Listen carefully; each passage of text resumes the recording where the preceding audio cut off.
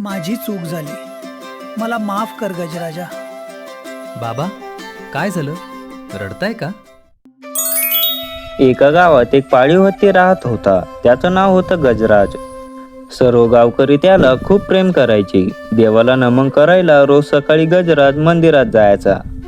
मंदिराच्या वाटेवर एक फुलांचं दुकान होतं. दुकानदाराचं नाव होतं निराश. रोज गजराज तिथे थांबायचा आणि दुकानदार त्याला एक हार द्यायचा.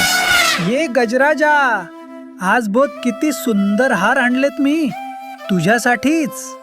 गजराज त्या हाराने मंदिराला सजवायचा. गावकरी म्हणायचे नीरजच्या हाराने देव खुश होतो. त्यामुळे नीरजचा धंदा खूप चालायचा. एके दिवशी उन्हाळ्यात खूप कडक ऊन होतं. गजराजला खूप तहान लागली होती.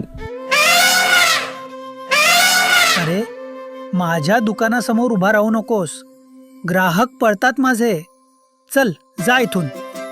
अरे निराश, अरे बिचाऱ्या हत्तीला पाणी दे की जरा. माझं पाणी माझ्या ग्राहकांसाठी आहे, हत्तीसाठी नाही. गजराज नदीवर गेला भरपूर पाणी प्यायला आणि त्याच्या मनात एक विचार आला. कोण आहे?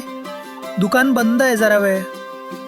गजराजने सोंडीत पाणी भरून आणले होते. त्याने पाण्याच्या फवाऱ्याने दुकान भिजवले. अरे बापरे, माझं दुकान, माझ्या फुलांचा माल सगळं बुडालं. हे काय केलंस तू? गजराजाने आज धडा शिकवला बरं का.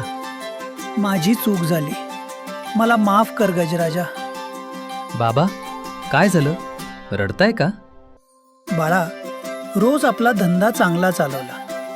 आपल्या दुकानातून हार घेऊन मंदिराला सजवला. म्हणूनच सगळे गावकरी आपल्या दुकानात यायचे. पण आज त्याला पाणी मागितलं तेव्हा मी नाही म्हणालो. गजराज दादा, बाबांना माफ करा. बाबा चांगले आहेत, फक्त चुकले. त्या दिवसापासून निराशने एक गोष्ट शिकली. जो आपल्यावर उपकार करतो त्याला कधी विसरू नये.